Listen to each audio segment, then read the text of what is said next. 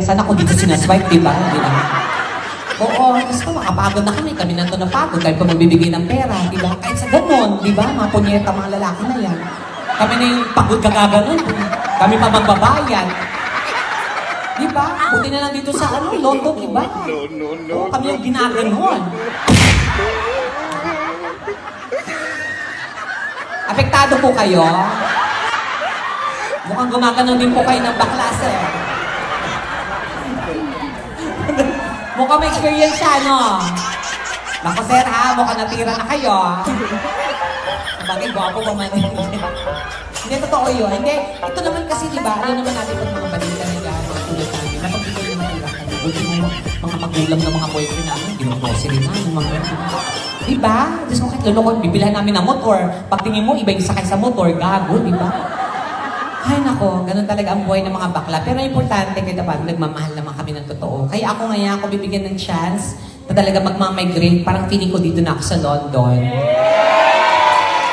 Oo, kasi dito talaga, nakita ko yung mga ibang lahi, hindi ka talaga lulukohin.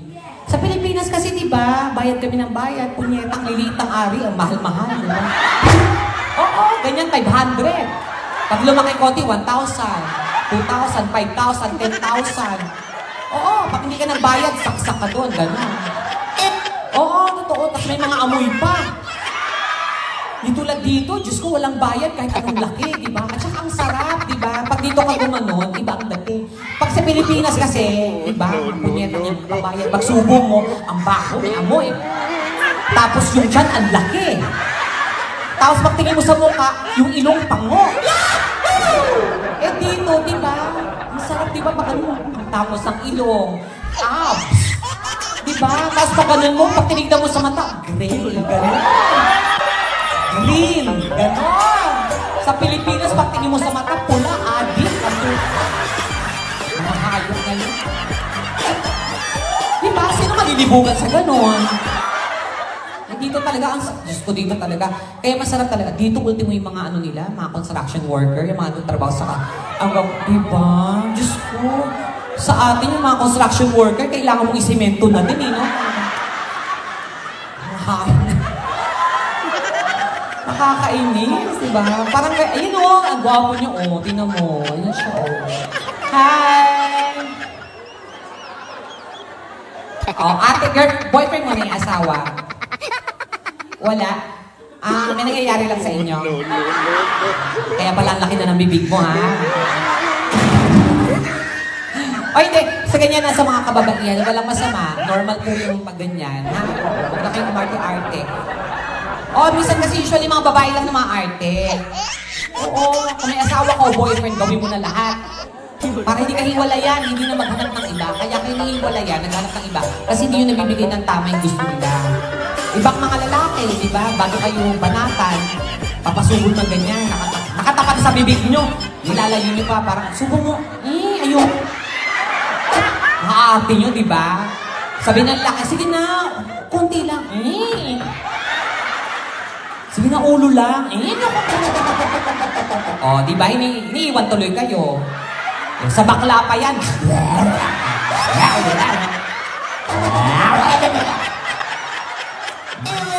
Pati itlog, sinasama ka na.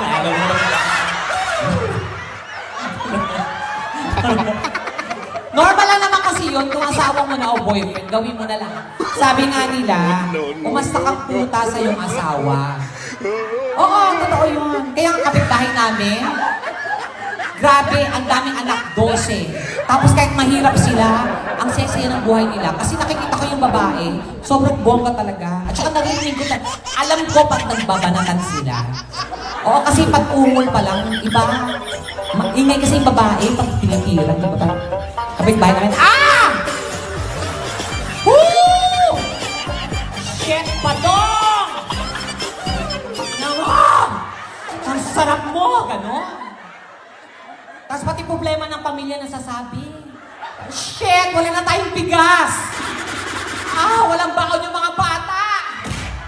Gano'n sa'yo kung gabon mo itong kapitbahay namin. Binabanata na pala. So, normal lang po yan. So, huwag na kung kayo mandiri. And it's a thing talaga na kailangan yung gawin yung mga bagay niyan para mas maligin ang asawa nyo. Kaysa naman sa hanapin nila sa ibang tao. Diba? So, yun lang yun. Ako talaga, Diyos ko, hello. Sa dami kong bansang pinuntahan, nag-show kami. Na-try ko yung mga ibang lahi kung paano makipagtali. Oo, kaya ako ngayon, nung na-try ko ibang lahi, ayoko na sa Pinoy. Yes, kasi mga Pinoy tamad yan, unang-una. Ayaw nila ng mga halikan, ng mga foreplay, gusto nila tira agad as tulog, gano'n. Gano'n mga Pinoy. Karamihan na, hindi ko nila lahat, pero karamihan, gano'n yung ginagawa. O, at saka para mga Pinoy, pag umungol yan, dalawang umungol lang. Oo, pagpasok at saka pagkatapos. Ang unang, di ba, unang ungol, ipapasok ko yan, parang, tapos wala ka nang maririnig, mata na lang parang, oh, gago na, ano ba yan? Tapos pag malapit na, ayan na yung, ganon. Hindi kasi pwede mag-ingay kasi katabi yung nanay, pamangkin, doon na. Sa squatter kasi nakatira. Pero nung nagpunta ako ng Korea, nag-show ako sa Korea, doon ko na-try na parang, ang gwapo ng mga Koreano, ang kikinis. Pero pag binabanatan na ako, parang kinikwentuhan lang ako. Parang, ganito sila yung parang, ano nga sa'yo? Oh, sa'yo na. Sa'yo na. Gusto niya na. Ginagawa itong hayop na to. Gabi na. Doon na, upa na. Tapos pag malapit na, awa. Giyomi. Nag-Giyomi na hayop. Pero nag-US kami ni Tekla, nag-Canada kami, Australia, iba ang mga mga half. Half American, half Canadian, half American. French, mga, ay, iba. Diba, alam niyo yan, diba, pag nanood pa kayo ng mga, pag tumira talaga yung mga yan, talagang, ganon, diba? Oh yeah, babe. Ganon! Yeah, you like it? Yes, sure. Oh yeah. Ganon, diba? Yeah, the one about yes, sir. Yeah. Ganon. Diba? Ganon yung mga yan, diba? Pero ang pinakamaingay at pinakabongga mga Hapon. Ang Hapon, malalaman mo agad pag sobrang nag-iinit sila. Pagpasok pala ng kwarto mo, pag tapos pag tinira ka niya, parang, Sila! Tawag na siya na lang! kung gago ka ba, tinitira mo ka pinapagalitan. No. Ang hayop na. Pero, ipagmamalaki ko ang mga babae ng mga Pilipina. Sa lahat ng lahi, Pilipina ang pinakabongga. Oo. Kasi kayo, Diyos ko, una-una malinis.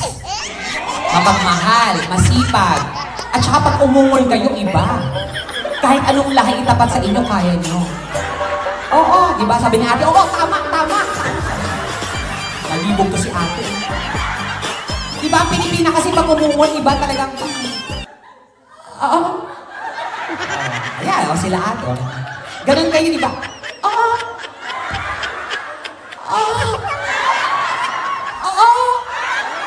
Nasaksak na pala ang punyeta, di ba? Teka na yung mga Pilipina, di ba? Talagang ibang dating.